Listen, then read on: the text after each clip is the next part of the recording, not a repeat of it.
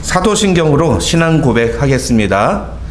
전능하사 천지를 만드신 하나님 아버지를 내가 믿사오며 그 외아들 우리 주 예수 그리스도를 믿사오니 이는 성령으로 잉태하사 동정녀 마리아에게 나시고 본디오 빌라도에게 고난을 받으사 십자가에 못 박혀 죽으시고 장사한 지 사흘 만에 죽은 자 가운데서 다시 살아나시며 하늘에 오르사 전능하신 하나님 우편에 앉아 계시다가 저리로서 산자와 죽은 자를 심판하러 오시리라.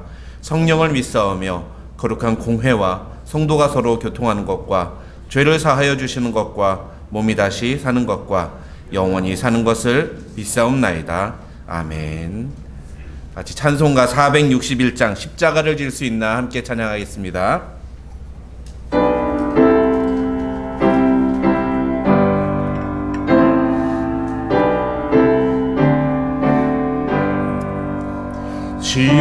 십자가를 질 수 있나 주가 물어보실 때 죽기까지 따르오리. 성도 대답하였다.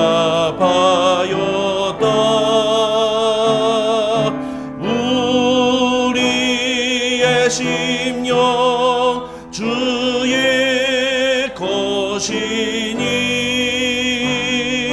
주님의 형상 만드소서. 주인도 따라 살아갈 동안 사랑과 충성 늘 바치오리다. 너는 기억하고 있나 구원받은 강도를. 그가 회개하였을 때 낙원 허락받았다.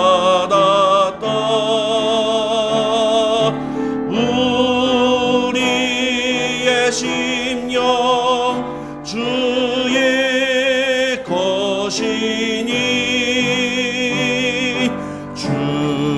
주님의 형상 만드소서.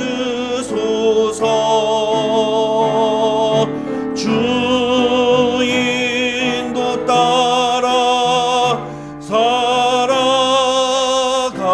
동안 사랑과 충성 늘 바치오리다. 걱정 근심 어둔 그늘 너를 둘러 덮을 때 주께 내 영 맡기겠나. 최후 승리 믿으며 우리의 심령 주의 것이니 주님의 형상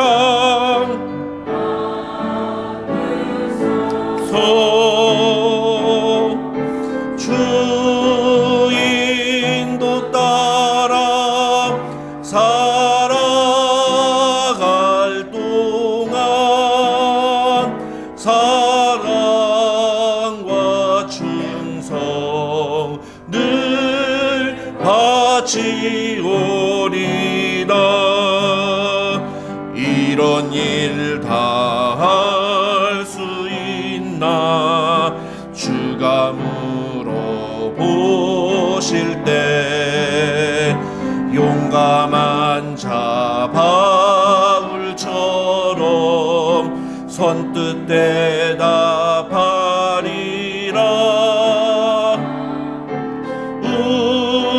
우리의 심령 주의 것이니 주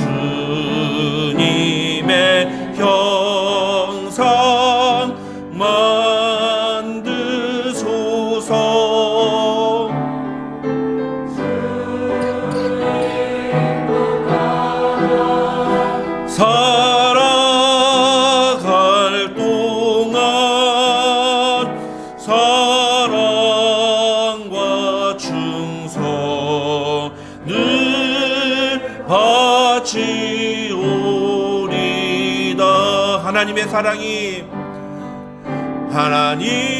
사랑이 영원히 함께하리. 십자가의 길을 걷는 자에게 순교자의 삶을 사는 이에게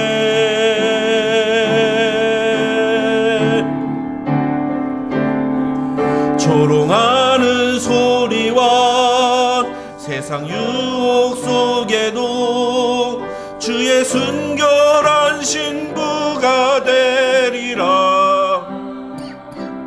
내 생명 주님께 드리리. 내 마음에 주를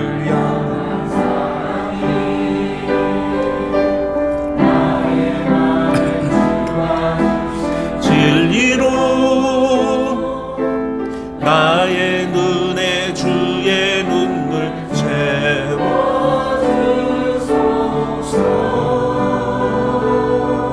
아멘. 내 입술엔 찬양의 향기가 두 손에는 주를 닮은 섬김이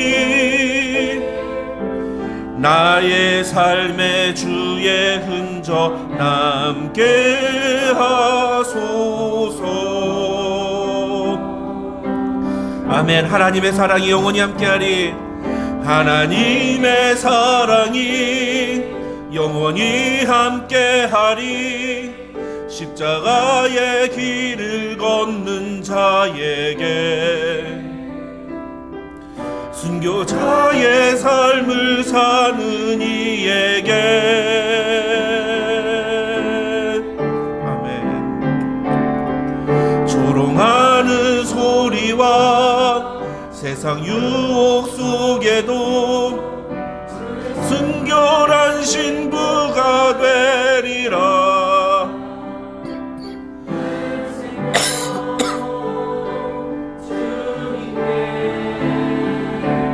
드리리. 우리 다시 한번 오른손 들고 찬양합시다. 하나님의 사랑이 영원히 함께하리. 하나님의 사랑이 영원히 함께하리.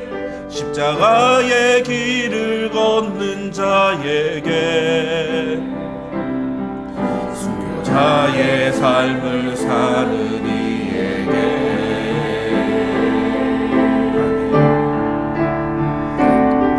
조롱하는 소리와 세상 유혹 속에도 주의 순결한 신부가 되리라.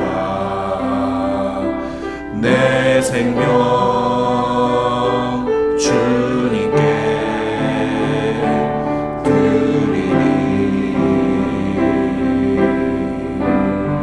이 시간 우리 함께 기도하겠습니다. 이 시간 기도할 때 하나님, 그렇습니다. 오늘도 주님의 순결한 신부가 되기를 원합니다. 나의 행위나 나의 의로 되는 것이 아니라 오직 예수 그리스도께서 우리에게 입혀주신 그 공의의 옷을 입고 십자가의 의를 옷 입고 주님 앞에 나왔습니다. 우리의 모습은 보잘것없고 더럽고 추악하지만 그러나 그런 우리를 거룩하다, 순결하다 인쳐주시며 인정해주시는 주님의 그 은혜에 감사하며 오늘도 주님 앞에 나왔사오니 하나님, 우리를 불쌍히 여겨주시고 오늘도 주님 앞에 그렇게 겸손히 예배하는 모든 심령에 하나님의 은혜를 부어 주시옵소서. 하나님, 다른 사람보다도 내가 주님 앞에 오늘 순결하고 거룩한 예배 드리는 예배자가 되게 없어서 그렇게 우리 함께 같이 기도하도록 하겠습니다. 다 같이 기도하겠습니다. 아버지 하나님, 감사합니다. 하나님, 오늘도 우리에게 귀한 시간 허락하여 주시고 하나님, 오늘도 주님의 말씀으로 우리에게 함께 해주심을 감사합니다. 하나님, 오늘도 주님 앞에 우리의 공으로 내세울 것 없지만 오직 십자가 보혈 의지하며 주님 앞에 나아서니 하나님, 우리를 불쌍히 여겨주시고 우리를 긍휼히 여겨주시며 하나님, 우리의 마음속에 하나님의 놀라운 은혜를 채워 주시옵소서.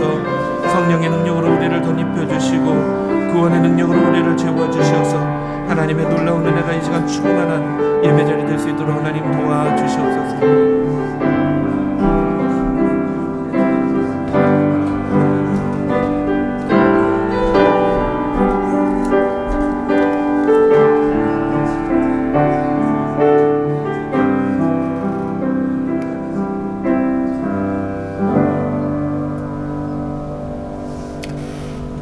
한 마음으로 주님 앞에 함께 기도 드리겠습니다. 창조주 하나님을 찬양합니다.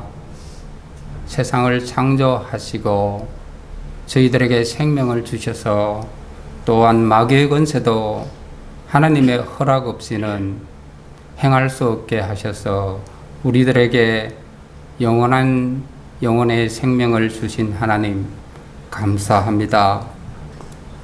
하늘의 뜻이 하늘에서 이룬 그 뜻이 이 땅에서도 이루어지기를 소원합니다. 우리 각자의 마음을 더 각자의 우리를 통하여 주님께서 허락하시는 주의 뜻 아래서 또한 이루어지기를 간절히 소원합니다. 여세 동안 열심히 살았다고 해보지만은 뒤를 되돌아볼 때 우리의 가볍게 관행을 따라 행하는 죄적인 요소를 보건대 남의 허물에는 발빠르게 반응하지만 나의 허물에는 현실과 타협하며 관대해지는 우리의 나약한 자신을 바라보며 주님 앞에 자복합니다. 주여, 우리는 지금도 많은 허물을 가지고 이 시간에 나왔습니다. 아버지, 그러나 탕감을 많이 받은 자가 하나님 앞에 더욱 감사하고 또한 죄가 가득한 곳에 주의 은혜가 충만한 줄 믿사오니 아버지, 이 시간도 주님 앞에 내려놓는 허물이 주 앞에서 용서받기를 간절히 소원합니다. 십자가 구원의 역사를 이루시고 성천하시면서 저희들에게 다시 오시마 약속하신 주님께서는 우리에게 도적같이 오신다 하셨습니다. 그러나 아직도 그 말씀을 바로 믿지 못하고 재림의 날짜를 정확한 재림의 날짜를 먼저 알고자 하며 자칭 그리스도라 칭하는 자들의 말은 아버지여, 많은 이들에게 달콤한 유혹으로 뿌리칠 수 없는 유혹으로 다가와 많은 사람들을 사망의 길로 인도합니다. 아버지 하나님, 오늘이 지나면 또 다른 오늘이 옵니다.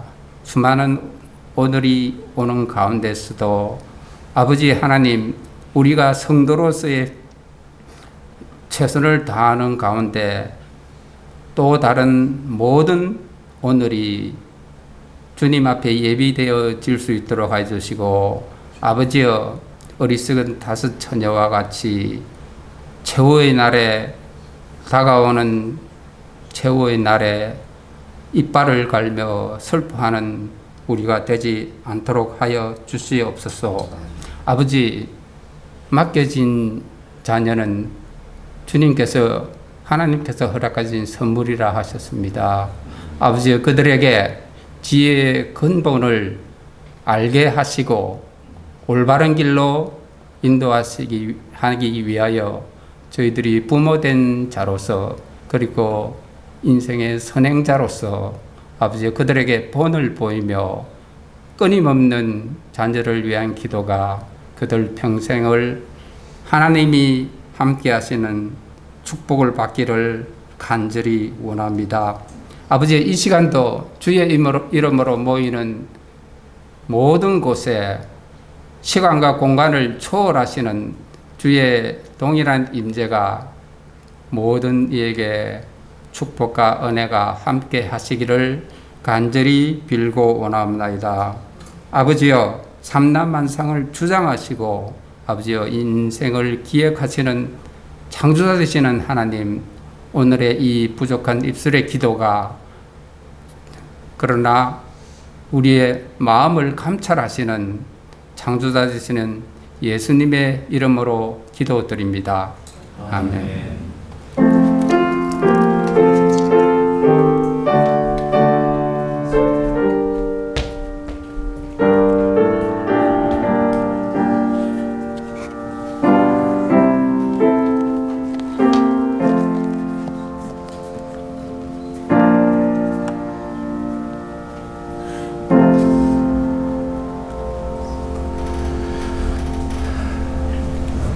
오늘 우리 계시는 하나님의 말씀은 신명기 34장입니다. 신명기 34장 1절부터 12절까지의 말씀. 신명기 34장 1절부터 12절까지의 말씀 함께 읽겠습니다. 시작. 모세가 모압 평지에서 느보산에 올라가 여리고 맞은편 비스가산 꼭대기에 이르매 여호와께서 길르앗 온 땅을 단까지 보이시고 또 온 납달리와 에브라임과 므낫세의 땅과 서해까지의 온 유다 온 땅과 네겝과 종려나무의 성읍 여리고 골짜기 평지를 소알까지 보이시고 여호와께서 그에게 이르시되 이는 내가 아브라함과 이삭과 야곱에게 맹세하여 그의 후손에게 주리라 한 땅이라.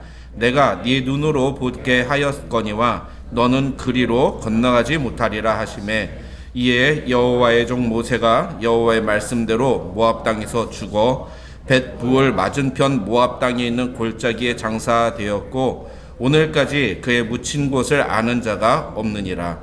모세가 죽을 때 나이 120세였으나 그의 눈이 흐리지 아니하였고 기력이 쇠하지 아니하였더라. 이스라엘 자손이 모압 평지에서 모세를 위하여 애곡하는 기간이 끝나도록 모세를 위하여 30일을 애곡하니라. 모세가 눈의 아들 여호수아에게 안수하였으므로 그에게 지혜의 영이 충만하니 이스라엘 자손이 여호와께서 모세에게 명령하신 대로 여호수아의 말을 순종하였더라. 그 후에는 이스라엘에 모세와 같은 선지자가 일어나지 못하였나니 모세는 여호와께서 대면하여 아시던 자요 여호와께서 그를 애굽 땅에 보내사 바로와 그의 모든 신하와 그의 온 땅의 모든 이적과 기사와 모든 큰 권능과 위엄을 행하게 하심에 온 이스라엘의 목전에서 그것을 행한 자이더라. 아멘. 아멘. 오늘 우리가 함께 읽은 본문 말씀 가지고 모세의 죽음이라는 제목으로 하나님의 말씀 살펴보겠습니다.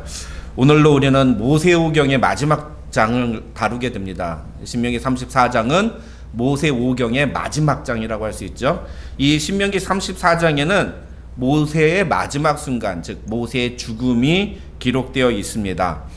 사실 80이라는 나이에 모세가 하나님께 부름을 받죠. 미디안 광야에서 야인으로 살다가 하나님께 부름을 받아서 애굽으로 갑니다. 그때부터 80살 나이 때부터 모세는 하나님께 쓰임을 받습니다.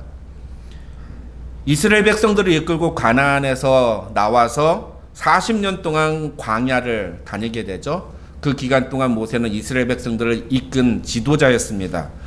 그 40년 동안 모세가 했던 일들, 모세가 하나님 앞에 보여주었던 모습들을 보면은 모세는 정말로 하나님께 축복받아 마땅한 사람이다. 그렇게 생각할 수 있습니다. 그렇죠? 모세보다 하나님을 더 잘 섬긴 사람이 있을까요? 모세보다 더, 적어도 이 모세오경 안에서 모세보다 더 하나님을 신실하게 믿었던 사람이 있을까요? 모세보다 더 하나님의 말씀에 순종했던 사람이 있습니까? 없다고 생각합니다. 저는 모세보다 더 나은 믿음을 보인 사람은 없다고 생각해요. 그러면 모세가 그렇게 하나님께 충성하고 그렇게 하나님께 헌신하고 하나님의 말씀대로 살았다면 모세에게 하나님이 축복을 막 부어주셔야 되는 거 아닙니까? 그리고 적어도 모세가 죽을 때 정도쯤에는 모세가 그동안 살았던 그 모든 삶을 보답받고 위로받고 격려받고 그래서 많은 사람들이 모세의 장례식장에 찾아오고, 그래서 모세가 정말로 하나님의 뜻대로 살았다는 것들을 많은 사람들이 인정해주고, 그의 마지막 가는 길을 아쉬워하고 거창한 장례식을 치러주고, 좀 그래야 되는 거 아닙니까? 이스라엘 백성들을 모두 다 세워놓고 그 중에 이제 가나안 땅에 들어가야 될 사람들, 가나안 땅에 들어갈 자격이 있는 사람들을 순서대로 한번 1번부터 뭐 200만 번까지 쭉 줄 세워 본다 그러면, 뭐 뒤에 번호는 모르겠지만 앞에 적어도 1, 2, 3, 4, 5번 중에 하나, 아니 저는 단연코 넘버 원의 자리에 누가 가야 되느냐? 모세가 가야 된다고 생각합니다. 모세보다 더 가나안 땅에 들어갈 자격이 있는 사람이 어디 있습니까? 그렇죠? 그런데 오늘 본문은 어떻게 기록이 되어 있습니까? 그런 모세가 가나안 땅에 들어가지 못하고 죽게 되는 장면이 나옵니다. 하나님이 모세를 어떻게 대우하시죠? 4절을 보면은 내가 네 눈으로 그 가나안 땅은 보게 해줄게. 그런데 그리로 건너가지는 못할 거야 라고 말씀하십니다. 심지어 6절을 보면은요, 모세가 죽지 않습니까? 그러면 모세가 죽은 다음에 그 모세를 매장을 해가지고 무덤을 만들어야 되지 않습니까? 그럼 사람들이 좀 거기 가서라도 뒤늦게라도 모세의 죽음을 애통해하고 그 무덤을 방문해서 좀 참배도 좀 하고 그래야 되는 거 아닙니까? 그런데 성경에 뭐라고 되어 있어요? 오늘까지 그의 묻힌 곳을 아는 자가 없느니라 라고 되어 있습니다. 왜 모세가 어디 묻혔는지를 알지 못할까요? 그거는 한글 성경에서는 잘 모르는데 히브리어 성경을 보면은 그게 나와요. 왜냐하면 이 6절을 가만히 보시면은 모세를 매장한 사람, 모세를 땅에 묻은 분이 누구냐면 바로 하나님이시기 때문이에요. 히브리어 성경을 보면은 그가 그를 묻었다 이렇게 표현을 하고 있습니다. 여기서 그 첫 번째 나오는 그는 하나님이에요. 그 다음에 뒤에 나오는 그는 모세예요. 하나님이 모세를 묻은 거예요. 그런데 하나님이 모세를 어디다 묻었는지를 사람들한테 아무에게도 가르쳐 주지 않았어요. 그러니까 도대체 모세가 어디에 죽었는지, 어디서 죽었는지, 어디에 묻혔는지를 찾을 수가 없는 거예요. 학자들은 왜 하나님이 이렇게 하셨는가에 대해서 아마 만약에 모세의 무덤이 어디라고 알려졌다면 분명히 우상숭배하기 좋아하는 이스라엘 백성들, 심지어는 모세가 만든 노뱀까지도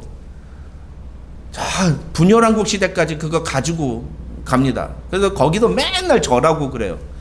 그러니 모세가 만든 노뱀조차도 그렇게 우상숭배하는 데 사용했다면 모세의 무덤은 얼마나 심했겠느냐. 그래서 하나님이 애초에 모세가 우상숭배의 대상이 되지 않도록 하기 위해서 모세의 무덤을 본인 혼자만 알고 다른 사람들에게 안 가르쳐주고 그렇게 하나님이 직접 모세를 묻었다 이렇게 설명을 합니다. 굉장히 웃긴 이야기죠. 우스운 내용인데 그게 신약, 그 구약 신학의 정설이에요.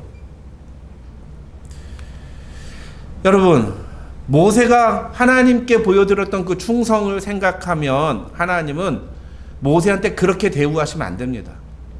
그렇죠? 하나님이 만약에 여러분한테 그렇게 대우한다고 생각해 보세요. 여러분 마음이 어떨 것 같습니까? 그런 하나님 계속 믿고 싶은 사람이 과연 이 중에 얼마나 될까요? 내가 정말 충성하고 하나님을 위해서 봉사하고 헌신하고 헌금도 많이 하고 그랬는데 막 우리 아이들이 막 대학에 떨어지고 막 직장 안 되고 결혼 못해서 40이 넘도록 결혼 못하고 있고 막 그래봐요. 그리고 막 내가 뭐 하는데 하는 일마다 안 되고 막 사업을 뭐 하나 시작하려고 해서 목사님 모셔다 놓고서 거창하게 개업 예배 드렸는데 1년도 못 가서 쫄딱 망했어. 교회에서는 충성 봉사하는데 여러분 그러면 어떠시겠어요? 어떤 마음이 드시겠어요? 네? 하나님 도대체 나한테 왜 이러시지? 이야, 하나님 도대체 나한테 왜 이러시지? 신앙이 좋은 사람은 그 순간 내가 하나님께 뭘 잘못했지? 이렇게 생각할 거고, 신앙이 조금 어린 사람은 도대체 하나님 나한테 왜 이러시지? 내가 뭘 잘못했다고 나한테 이러시는 거지? 그렇게 생각할 거예요. 섭섭한 마음이 들기 마련이죠. 모세에게로 가볼까요? 여러분이 모세의 이 장례식 장면으로 가보세요. 모세보다 하나님께 충성했던 사람이 없습니다. 모세보다 하나님의 말씀대로 순종했던 사람이 없어요. 그런데 그런 모세가 죽을 때 하나님이 어떻게 하셨다고요? 아무도 그 무덤을 찾지 못하게 만들어버려요. 철저히 사람들에게 잊혀지게 만들어. 완전히 소외되고 완전히 사람들에게 무시되는. 여러분이 모세라면 어떤 마음이 들겠습니까? 하나님께. 물론 8절을 보면, 성경에 보면 이 이스라엘 자손들이 모세가 죽었다는 생각이 드니까 한 30일 동안 추도의 기간을 가집니다. 근데 저거는 모세의 무덤을 찾아서 모세가 죽었다는 걸 확실히 알아서 그런 게 아니라 옛날에 시내산에 올라갔을 때처럼 모세가 느보산으로 올라갔는데 안 내려오는 거예요. 그리고 몇 번을 나는 여기서 죽을 거다라고 얘기를 했어요. 그러니까 이번엔 진짜로 죽었나 보다 라고 생각하고 애도를 한 거예요. 자기들끼리. 물론 감사한 일이죠. 그러니까 저는 모세는 헛된 인생을 살지는 않았다고 생각을 해요. 이스라엘 백성들이 30일이나 모세를 위해서 애곡하는 시간을 가졌으니, 그럼에도 불구하고 모세 입장에서 생각하면 조금 서운한 게 아닌가. 아니, 장례식은 그렇다 쳐도, 장례식은 뭐 그렇다, 우상숭배를 막기 위해서 그랬다, 그러면은 그거는 인정을 한다 쳐도, 적어도 모세가 하나님께 딱 하나 소원을 말한 게 있거든요. 하나님, 나 이것만은 들어주세요. 그리고 기도한 적이 있습니다. 그게 뭔지 아십니까? 가나안 땅에 들어가게 해달라는 거예요. 가나안 땅에 들어가게. 근데 오늘 뭐라 그래요, 하나님이? 내가 네 눈으론 보게 하였으나 너는 그리로 건너가지 못하리라. 제가 이걸 보면서 한국의 아주 유명한 영화의 대사가 생각이 났어요. 살려는 드릴게. 이거 아는 분이 있을는지 모르겠는데 우리 다음 세대들 중에. 그게 진짜 살려주는 거예요? 비참하게 만드는 거죠. 보게는 해줄게. 가나안 땅 보게는 해줄게. 그러나 넌 그리로 들어가지 못할 거야. 더 비참한 거 아닌가요?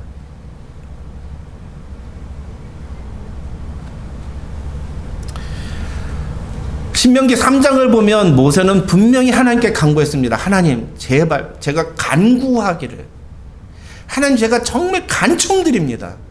구하옵나니 나를 건너가게 하사 요단 저쪽에 있는 아름다운 땅, 아름다운 산과 레바논을 보게 하옵소서. 그렇게 모세가 하나님의 말씀에 순종하고 하나님께 충성을 했다면, 제가 하나님이었으면, 야, 내가 원래는 안 되는데 좋아, 갔다만 와.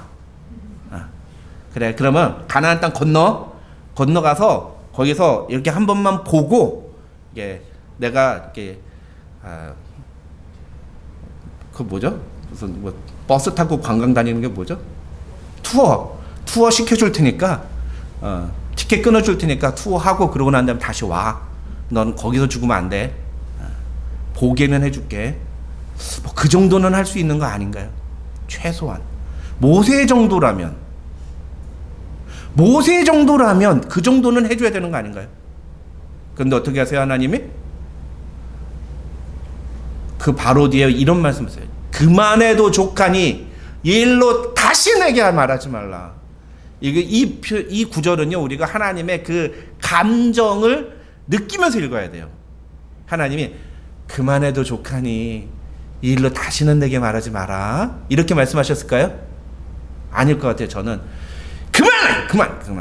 그만해도 좋아, 그만, 다시는 내게 이 말하지 마, 아마 그러셨을 거예요. 굉장히 강하게, 굉장히 스트릭하게, 다시는 나한테 이 말하지 마. 너무 하나님이 모세한테 매정한 것 같아요. 왜 모세한테만 이럴까? 모세가 쉬우니까 그럴까요? 모세는 하나님 말을 잘 들으니까 모세한테만 그러는 걸까요? 좀 이렇게 뻗팅기고 말 안 듣고 막 그러면 얼른 그래 모세 이러면서 하셨을까요? 아닙니다, 여러분.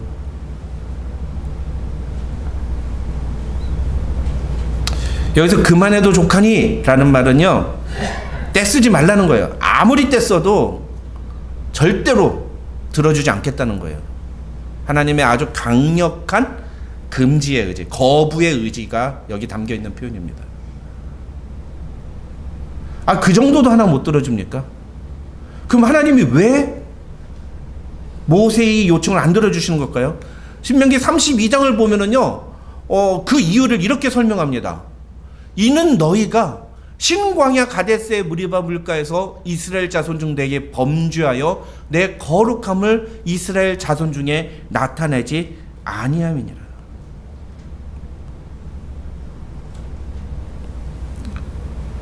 이 내용은 민수기 20장에 나오는 내용이에요. 민수기 20장에 보면은 이 무리바 물 사건이 있습니다. 하나님이 물이 없어서 막 먹을 물이 없다고 불평하는 이스라엘 백성들에게 하나님, 그래, 그러면 모세야 너 저 바위를 지팡이로 가리켜라. 그러면 거기서 물이 나올 거다 라고 얘기를 합니다. 근데 모세가 어떻게 해요? 가리키지 않고 2번 바위를 내리쳐요. 물이 쏟아져요. 그것 때문에 하나님이 지금 모세한테 너 그 짓 했어. 그래서 내 거룩함을 훼손했어. 그래서 너 절대로 가나안 땅에 들어가지 못해 라고 말씀하시는 거예요. 여러분 잘 생각하세요.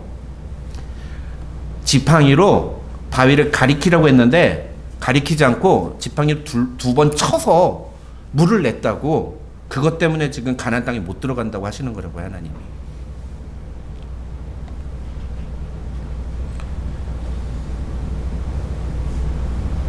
모세가 한 그 행동이 정말로 심각한 죄라면, 모세가 지팡이로 가리켜야 되는데 가리키지 않고 지팡이를 쳐서 그것도 두 번이나 쳐서 물을 낸 것이 모세가 가나안 땅에 들어갈 수 없는 이유가 된다면, 그럼 우리는 어떻습니까? 우리는 구원받을 자격이 있습니까? 모세가 한 그 행동이 심각한 죄입니까? 우리가 평상시에 저지르는 죄악이 심각한 죄입니까? 모세가 하나님을 위해 더 충성 많이 했습니까? 내가 더 하나님을 위해 충성 많이 했습니까? 모세가 하나님을 위해 더 순종 많이 했습니까? 내가 더 하나님을 위해 순종 많이 했습니까? 손 들어보세요. 내가 모세보다 신앙이 더 낫다. 지난번에 한번 여쭤봤는데 아무도 손을 안 드셔서 오늘 혹시 마음이 변한 분이 계신가 해서 아직도 없군요. 그렇잖아요. 그렇죠? 모세하고 우리가 어떻게 비교가 됩니까? 그런데 그런 모세는 겨우 지팡이로 가리키라고 했는데 그거를 그 돌을 2번 쳤다는 이유로 가나안 땅에 못 들어갔다면, 우리는 그러면 어떻게 천국에 들어갈 수 있을까요? 우리의 죄악을 생각하면 얼마나 우리가 많은 순간 범죄를 하고 죄를 저지릅니까? 예수님 뭐라고 그래요? 여자를 보고 음탕한 마음을 품는 것도 간음하는 거다. 여기 우리 한참 자라나는 청년기의 청년들, 얼마나 많은 순간 예쁜 여자들을 보면서, 저도 요즘 뭐 SNS를 보면요, 얼마나 그렇게 막 이렇게 속옷만 입은 여자들이 막 떠오르는지 내가 안 보고 싶어도 막 떠올라요. 그런 시대를 살고 있어요. 이제 옛날에는 우리가 그걸 구하려면 뭐 여기 전문 용어로 청계천이라는 데를 가야지만, 을지로를 가야지만 구할 수 있었던 영상들, 그림들을 이제는 그냥 휴대폰에서 막 떠요. 무슨 한국 드라마 하나 보려고 그러면 막 이렇게 광고로 뜨고 막 그래요. 그런 것만 봐도 우리가 간음을 하는 거라니까요. 형제에 대해서 이런 바보 같은 놈, 이런 소리만 해도 그 형제를 죽이는 거라고 얘기하신단 말이죠, 예수님이. 그게 살인이란 말이에요. 어느 죄가 더 큽니까? 지팡이로 가리키려는데 가리키지 않고 2번 친 게 더 큰 죄입니까? 마음속에 형제를 미워하고 형제에 대해서 음욕을 품고 남의 것을 가로채고 욕심을 내는 것이 더 큰 죄입니까? 어느 게 더 큰 죄예요? 우리가 훨씬 더 심각한 죄. 모세가 자기가 지은 그 죄 때문에 가나안 땅에 들어가지 못한다면 우리는 어떻습니까?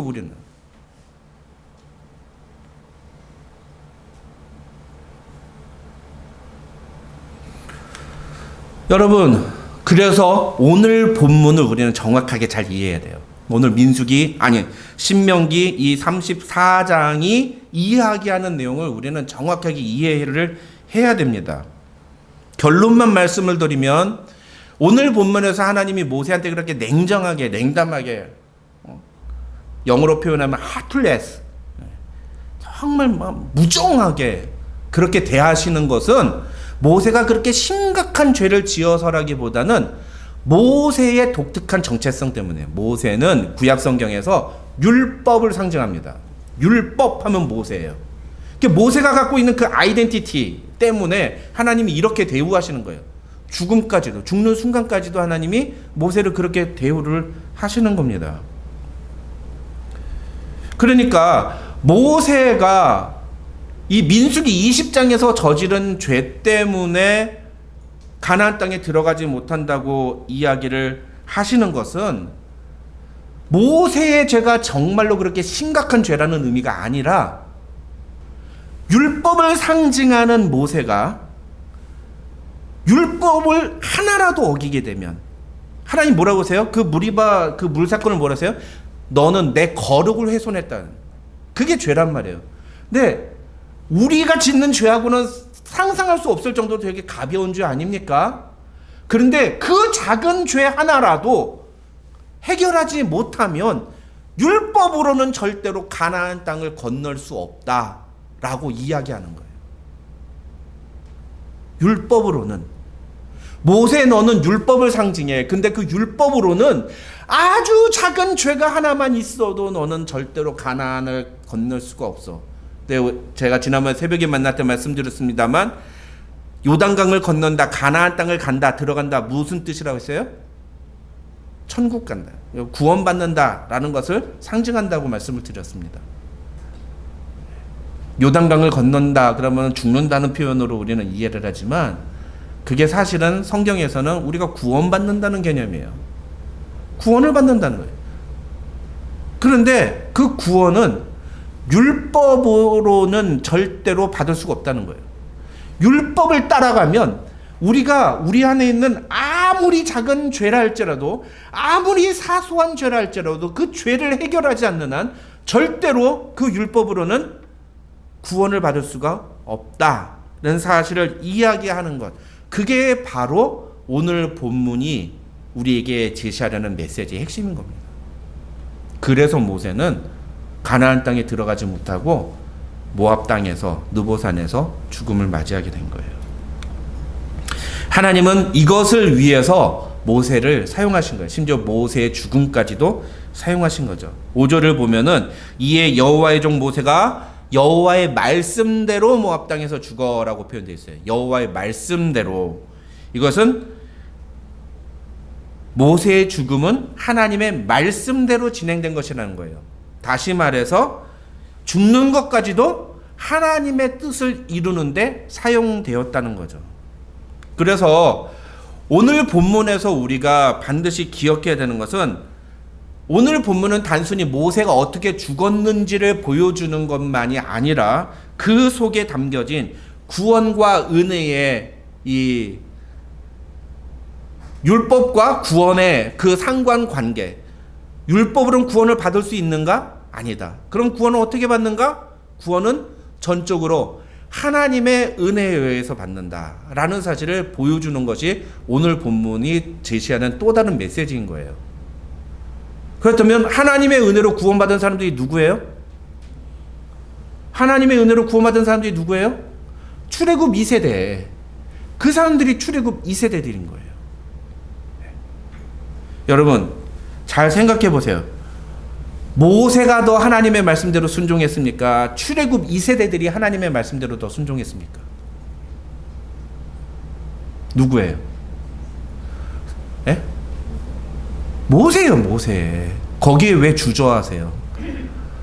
둘 중에 하나일 텐데, 답은 분명히 둘 중에 하나일 텐데. 아니에요, 여러분. 모세예요, 모세. 전적으로 모세. 여러분,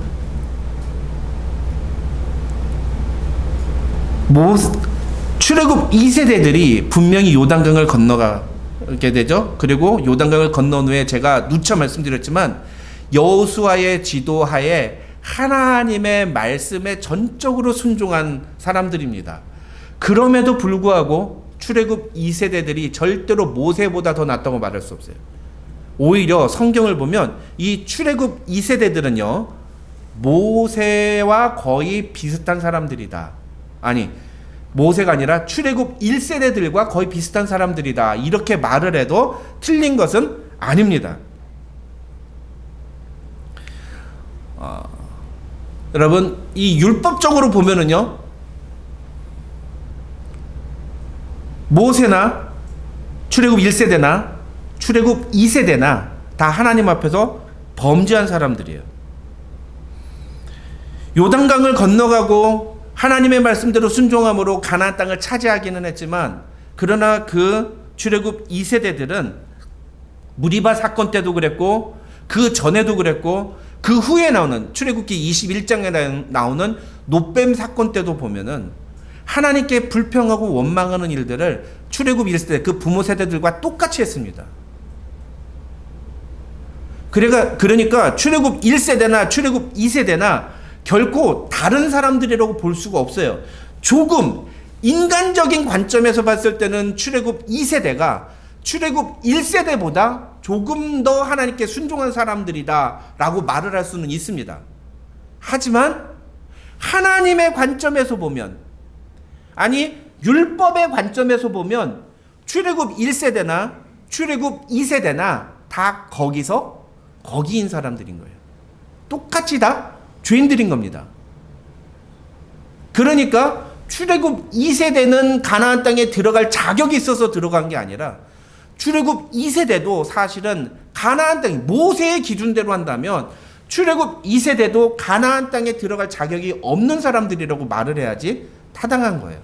그런데 왜 하나님이 모세도 들어가지 못하게 한 그 가나안 땅에 출애굽 2세대는 들어가게 했는가?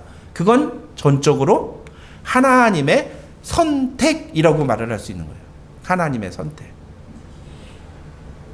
하나님이 그렇게 결정하신 거예요. 우리 수요 강단에서 주권적 결정, 주권적 선택 그 배우지 않았습니까? 하나님의 주권적인 선택. 그래서 이 하나님의 결정, 모세는 들어가지 못하고 오히려 출애굽 2세대들은 가나안 땅에 들어가게 하는 이 하나님의 선택은 모세의 입장에서 봤을 때는 어떻게 보면은 조금 너무 심한, 너무 하나님 내가 아무리 그 조금은 잘못을 저질렀다기로서는 그렇게 어떻게 저한테 징계를 하실 수 있습니까? 그렇게 말을 할 수도 있는 하나님의 굉장히 준엄하고 굉장히 경직된, 굉장히 무서운 하나님의 판결이지만, 반대로 출애굽 2세대의 관점에서 봤을 때는 모세보다 결코 나을 것도 없고 심지어 자기 아버지 세대들인 출애굽 1세대들보다도 더 나을 것 없는 똑같은 죄인인 출애굽 2세대들은 가나안 땅으로 들어오게 해주신 것은 전적으로 하나님의 은혜라고 말을 할 수가 있는 겁니다. 이게 오늘 본문이 우리에게 보여주는 아주 중요한 메시지라고 할 수가 있는 거죠. 구원도 마찬가지예요. 우리가 받는 구원도 마찬가지입니다. 내가 아무리 모세처럼 열심히 이 신앙생활을 하고 내가 정말 선하게 살려고 노력하고 심지어는 하나님의 말씀에 철저하게 순종을 하려고 해도 율법에 의하면 하나만 어겨도 아무리 작은 죄를 지어도 우리는 천국에 갈 수가 없어요. 구원받을 수가 없습니다. 우리가 구원받는 방법은 그 모든 죄를 다 해결하는 것 뿐이에요. 근데 그 죄를 누가 해결해 주셨습니까? 하나님이 예수 그리스도를 통하여 해결해 주셨어요. 그래서 예수를 믿을 때에 우리가 천국에 갈 수 있는, 구원을 받을 수 있는 자격이 우리에게 주어지는 거예요. 이게 우리의 입장에서는 우리가 뭔가를 잘해서 되는 게 아니라, 그래서 우리의 선택에 의해서 구원받는 게 아닌, 이건 전적으로 우리에게 주어진 하나님의 은혜인 거예요. 이걸 내가 선택했기 때문에 구원받았다고 얘기하는 건 말도 안 되는 거예요. 내가 아무리 선택을 해도 하나님이 그래, 네가 이제 가나안 땅에 들어가도 되겠다라고 말씀하시지 않으면, 그렇게 결정을 내려주시지 않으면 우리는 구원을 받을 수가 없는 겁니다. 모세가 그랬던 거예요. 모세가 그걸 보여주는 거예요.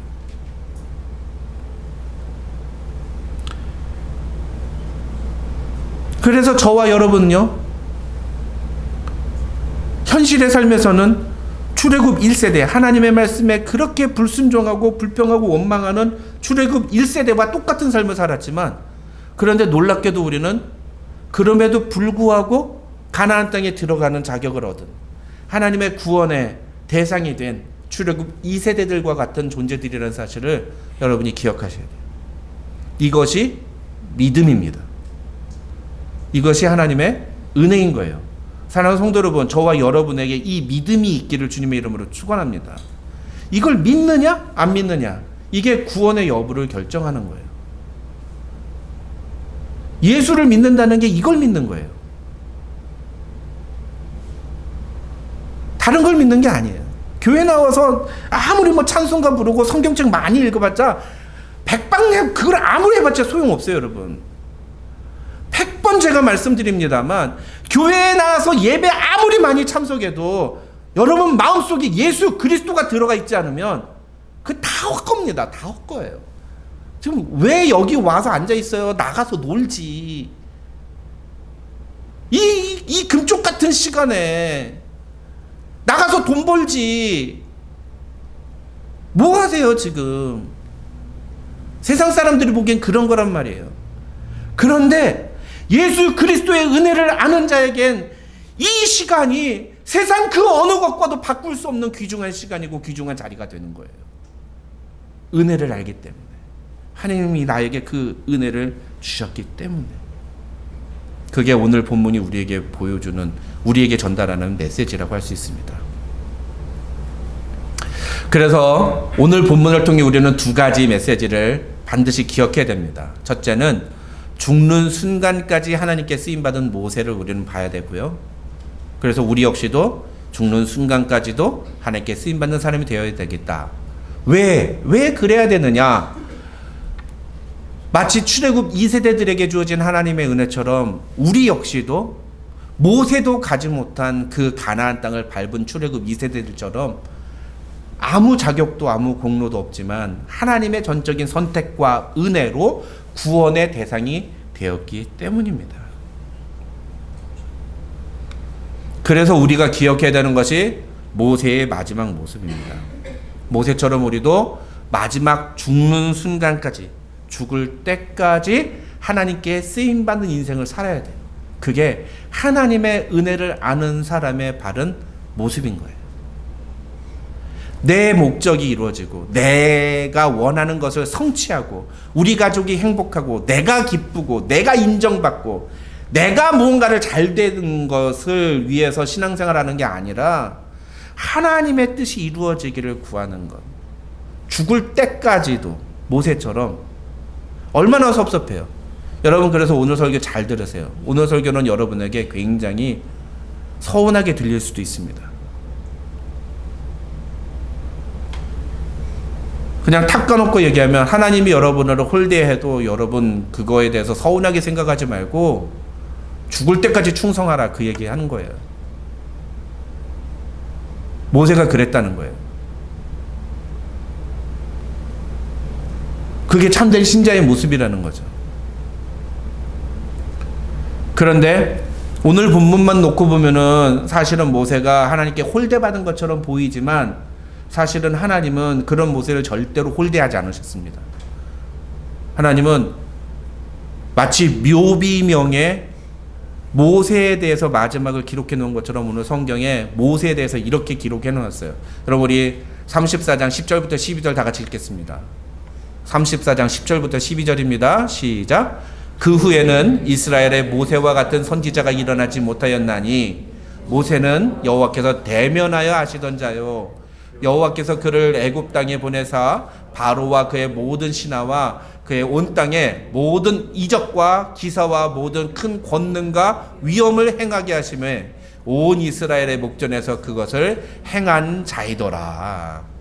여러분, 이게요, 제가 이 구절을 읽으면서 마치 묘비가 생각이 났어요. 죽을 때 우리 묘비에다 쓰잖아요. 저도 저희 어머니 돌아가실 때 어머니의 그 묘비에다가 뭐라고 쓸까 하다가 이 마태복음 25장에는 착하고 충성된 종아, 내가 작은 일에 충성하였으니 내가 큰 것으로 내게 맡기리라 라고 하신 그 말씀을 적었습니다. 저희 어머니의 인생이 비록 세상 사람들 보기에는 보잘것없고 아무도 모르는 그냥 한낱 여전도사의 삶이었지만, 저희 어머니의 인생, 제가 곁에서 지켜본 저희 어머니의 인생은 하나님께 전적으로 충성했던, 마치 저희 어머니는요, 어떻게 보면 한 달란트 받은 사람이었어요. 아무것도 받지 못하고 한 달란트. 그런데 저희 어머니는 그 한 달란트 받았지만 그 한 달란트를 가지고 나머지 한 달란트를 남긴 사람이었어요. 제가 봤을 때 그 착하고 충성된 종. 그래서 저희 어머니의 묘비에는 그렇게 그 성경 구절이 적혀 있습니다. 여러분의 묘비에는 뭐라고 적히기를 원하십니까? 그게 여러분의 인생에 대한 평가잖아요. 여러분의 인생에 대한 평가예요. 근데 모세에 대한 인생에 대한 평가가 뭐라고 되어 있습니까? 그는 이스라엘의 모세와 같은 선지자가 아직 이른, 물론 그 뒤에는 나와요. 이거는 신명기 34장이 기록될 때까지예요. 그 뒤에 보면 사무엘이라는 대단한 선지자가 나오기도 하고, 그 뒤에 보면 또 엘리야라는 엄청난 선지자가 나오기도 합니다. 하지만 적어도 그때까지, 아니 이스라엘 전 역사를 치더라도 뭐 사무엘이나 엘리야보다도 어떻게 보면 모세가 더 위대하다고 볼 수도 있을 만큼 모세는 참으로 하나님께 쓰임받았던 위대한 선지자였죠. 그 다음에 또 어때요? 모세는 여호와께서 대면하여 아시던 자다. 이게 참 대단한 거예요. 인간 중에 아무도 하나님과 직접적으로 만나서 교제를 한 사람이 없어요. 여러분 중에 BTS, 여기 뭐 어르신들은 잘 모를 거예요. BTS랑 친구다 그러면은 어떨 것 같아요? 난리 날 겁니다, 요즘만. 그쵸? 저도 옛날에 제 친구 중에 뭐 탤런트가 한 명이 있어요. 그래서 제가 중고등부 사역할 때, 그때 당시에 그 친구가 아주 최고의 인기를 누렸거든요. 안재욱이라고. 제 짝이에요. 그래서 제가 중고등부 사역할 때 내 친구가 안재욱이다. 애들이 말을 잘 들어요. 얼마나 말을 잘 듣는지 몰라요. 전도사님한테 어떻게 하면 안재욱 한번 볼 수 있나요? 나한테 잘해. 연락 안 한 지 10년 넘었어. 그렇게 누군가 유명한 사람을 아는 것만으로도 힘이 된단 말이죠. 그런데 모세는 어때요? 하나님과 직접 만나서 이야기를 했던, 인간 중에 그 누구도 한 적이 없는 그렇게 대단한 모세였다면, 마지막으로 어때요? 모세는 하나님의 능력을 모든 사람들 앞에서 행했던 사람이다. 이게 모세에 대한 평가예요. 그러니까 결코 하나님은 모세를 홀대하신 게 아니에요. 모세가 어떤 사람인지를 알고 있었어요. 모세가 어떤 사람인지를 분명히 하나님은 기억하셨습니다. 그러나 모세, 율법을 상징하는 모세를 통해서 모세의 죽음까지도 하나님이 사용하시기 위해 오늘 본문에서 모세에게 그렇게 냉담하게 보이신 거예요.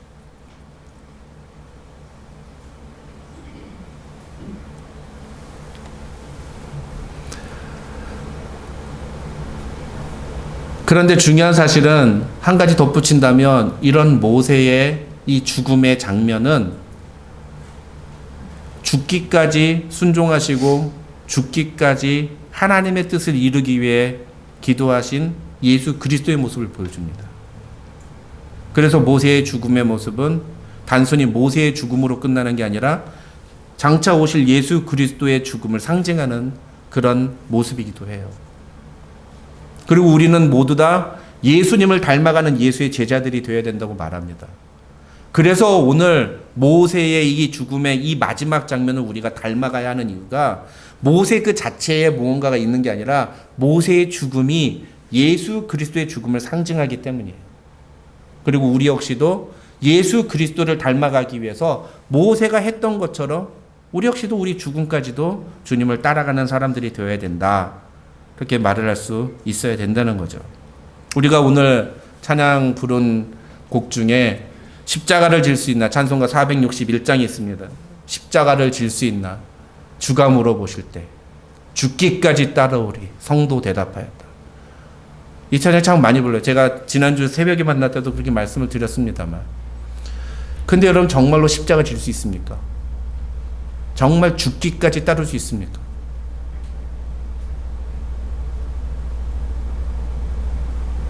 찬양은 많이 부르는데 정말 죽을 때까지 예수님을 따를 수 있는가 물어보면 그 순간에는 멈칫하고 주저하는 게 우리들의 현실 아닙니까?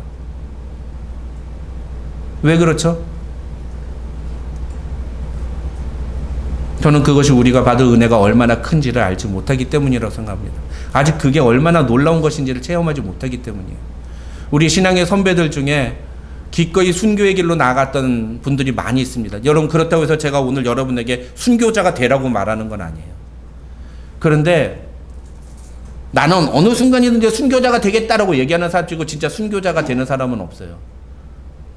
진짜 순교의 삶을 사는 사람은 어떤 사람이냐 보면 평상시에 순간순간마다 매 순간마다 예수 그리스도를 위해서 결정하고 살아가느냐, 매 순간마다 내가 어떻게 사는 것이 예수님이 기뻐하시는 삶일까를 고민하는 사람, 그런 사람은 죽는 순간에도 예수 그리스도를 위해 죽을 수 있어요. 그런데 평상시엔 전혀 예수님에 대해서 생각하지 않는, 여러분 우리 여기 유스그룹들도 잘 들어요. 여러분이 공부할 때조차도 내가 왜 공부를 해야 되는가, 내가 왜 직장을 들어가야 되고, 내가 무엇을 위해서 직장을 가야 되고 좋은 대학을 가야 되고, 내가 왜 이 일을 해야 되는가에 대해서 질문할 때 그 정답이 예수 그리스도가 아니라면 여러분은 절대로 예수를 위해 죽을 수 없습니다. 예수 그리스도가 여러분의 주인이 아닌 거예요. 여러분 예수 믿는 사람이 아닌 겁니다. 교회 나와서 아무리 교회를 다니고 교회를 몇십 년을 다니고, 저도 여기 우리 옥장로님 가정들도 있습니다만 저도 5대째, 저희 아들 6대째 신앙이에요. 6대째 예수 믿는 집안에서 태어났다고요. 그래도 저희 아이가 예수 안 믿으면 하등 소용없어요. 아무 소용없는 거예요. 아버지가 목사면 뭐합니까? 자기가 예수를 안 믿으면 지옥 가는데.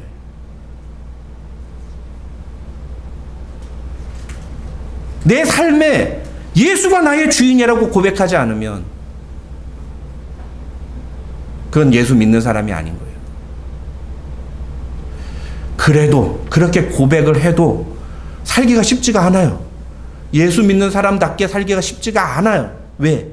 우리 몸, 우리 안에 있는 죄성 때문에.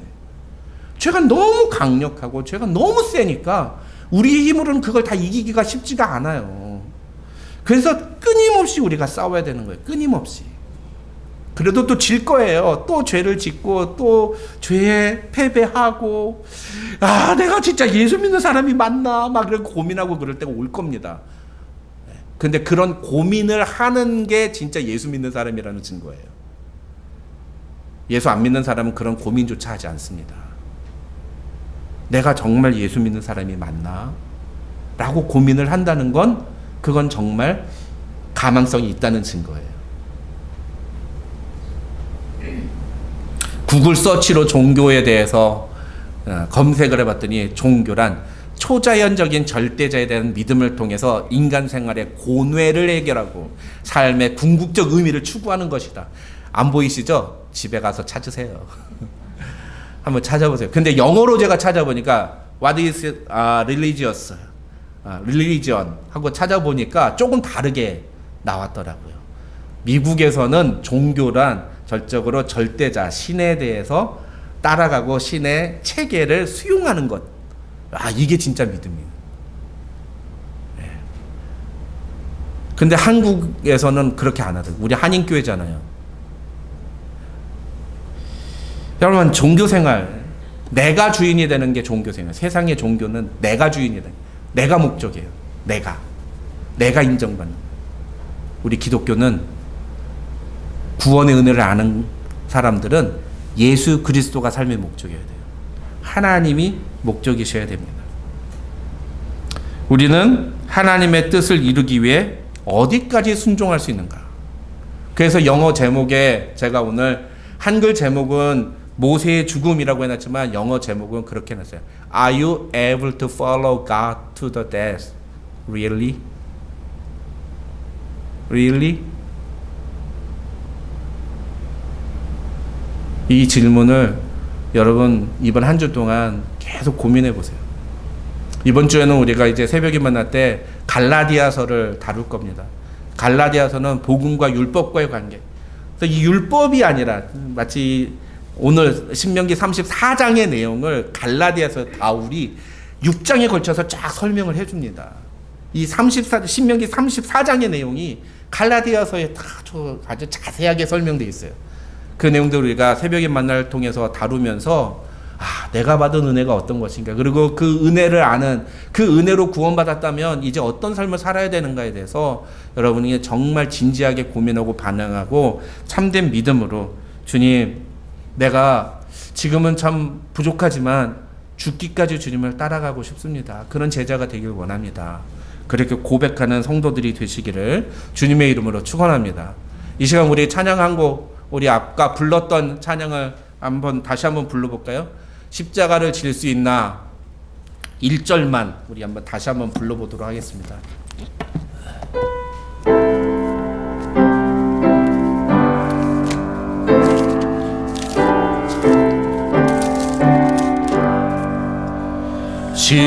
십자가를 질 수 있나 주가 물어보실 때 죽기까지 따르오리. 성도 대답하였다. 다시 한번 십자가를 질 수 있나 주가 물어보실 때 죽기까지 따르오리. 성도 대답하였다. 우리의 심령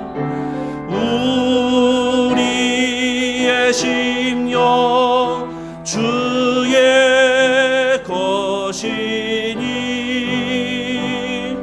주님의 형상 만드소서.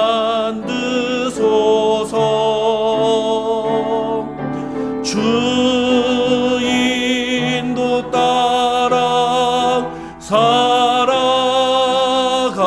동안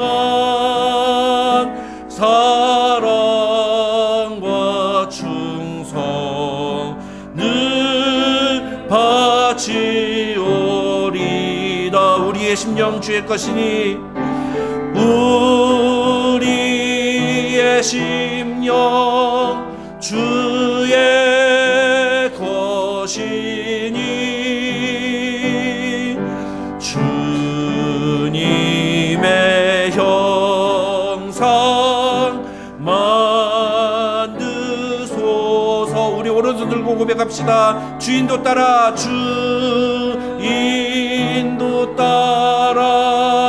살아갈 동안 사랑과 충성을 바치오리다. 여러분, 우리 이 시간 함께 기도하겠습니다. 이 시간 기도할 때 이 찬양의 가사처럼 우리의 심령 주의 것이니 주님의 형상을 만들어 주옵소서. 주님이 인도하시는 그 인도하심을 따라 살아갈 동안 주님, 오늘 모세가 주님 앞에 보여드린 것처럼 죽는 순간까지 주님을 향한 사랑과 충성을 주님께 바치기 원합니다. 주님, 그렇게 나의 삶의 한순간 한순간 예수 그리스도가 나의 주인이심을 고백하며 살아가는 우리 모두 은혜와 진리 장로교회 성도들 되게 하시고 내가 되게 하여 주시옵소서. 헛된 나의 만족을 위해 하는 종교 생활이 아닌 나를 위해 십자가 지신, 그리고 그 핏값으로 나를 사신 예수 그리스도가 나의 주인이심을 인정하며 고백하며 살아가는 나의 인생이 되게 하옵소서. 우리 그렇게 함께 같이 기도하도록 하겠습니다. 다 같이 기도하겠습니다. 아버지 하나님 감사합니다. 오늘도 우리에게 귀한 시간을 허락하여 주시고 주님 주신 말씀을 따라서 하나님 주님의 십자가 은혜를 바라보며 살아가게 하심을 감사합니다. 오늘도 주님만이 우리의 주인임을, 예수님만이 나의 주인이심을 고백하며 살아가는 주님의 자녀들이 되기를 원합니다. 이 세상 살아가는 동안에 헛된 것을 추구하지 아니하고 나의 만족과 나의 영광을 쫓지 아니하고 내 기쁨을 추구하지 않고 오직 주님의 영광을 위해, 주님의 기쁨을 위해, 주님의 뜻이 이루어지는 삶을 살기 위해 노력하는 우리의 인생이 되기를 소망합니다. 주님, 우리를 불쌍히 여겨주옵소서. 우리를 긍휼히 여겨주시옵소서. 주님, 내가 죽기까지 주님을 따르겠노라고 찬양을 부르지만 정말 그렇게 주님을 따라갈 수 있는지 주님, 날마다 우리 자신을 고백하며 처소 복종하며 주님의 뜻대로 순종하며 살아가는 주님의 제자의 삶을 살게 하여 주시옵소서. 오늘도 그런 은혜를 허락하여 주시고 그런 능력을 주님 우리에게 도와주시고 내 힘으로는 되지 않사오니 성령 하나님 은혜를 베푸시사 주님, 내가 날마다 성령이 이끄시는 대로, 성령이 기뻐하시는 대로 순종하며 살아갈 수 있도록 하나님 붙잡아 주시옵소서. 주님 도와 주시옵소서. 주님 긍휼히 여겨 주시옵소서. 주님 붙잡아 주시옵소서.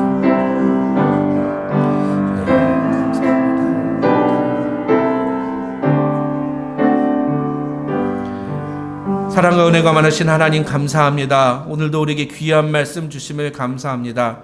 오늘 모세의 죽음을 통해서 죽는 순간까지 하나님의 뜻대로 쓰임받았던 모세의 모습과 모세보다도 훨씬 더 큰 죄를 지었지만 하나님의 주권적 선택에 의해 가나안 땅에 들어갈 수 있었던 그 출애굽 2세대들에게 주어진 하나님의 은혜를 살펴보았습니다.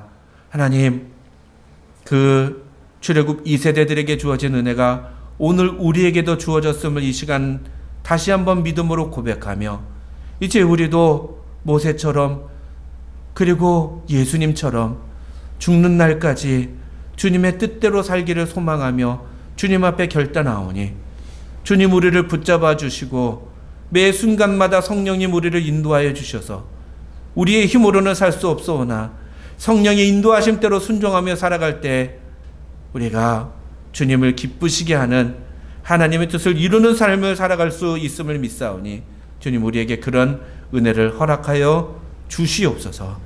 감사드리오며 예수님의 이름으로 기도드립니다. 아멘.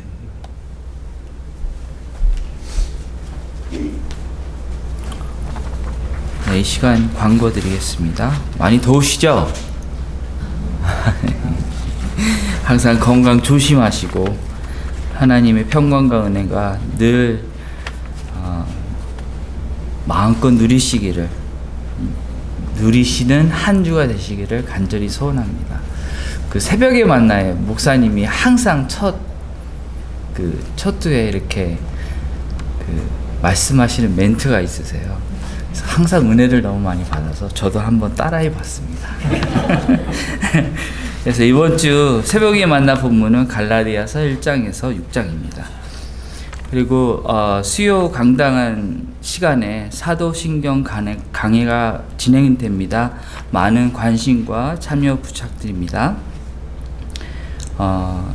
주일 예배 전에 중도 기도 모임이 있는데 다 같이 나오셔서 같이 함께 기도하시고 또 은혜 많이 받는 시간 되시기를 간절히 소원합니다.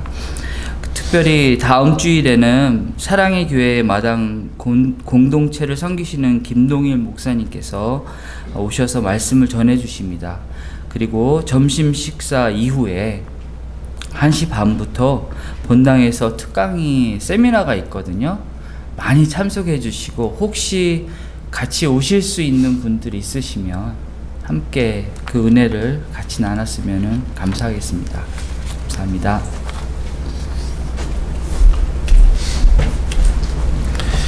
이제 우리 다 같이 일어나셔서 내 마음의 주를 향한 사랑이 함께 찬양하고 축도함으로 예배 마치겠습니다.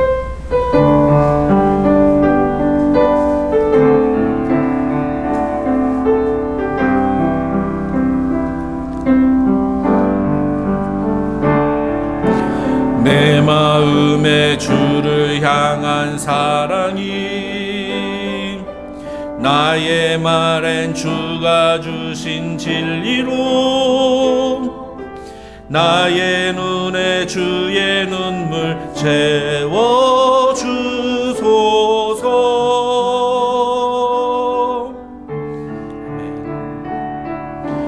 내 입술엔 찬양의 향기가 두 손에는 주를 닮은 섬김이 나의 삶에 주의 흔적 남게 하소서.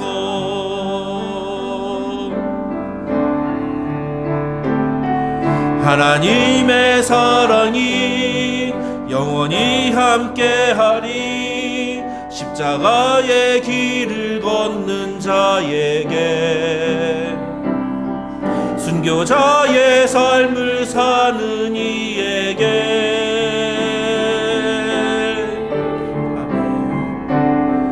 조롱하는 소리와 세상 유혹 속에도 주의 순결한 신부가 되리라.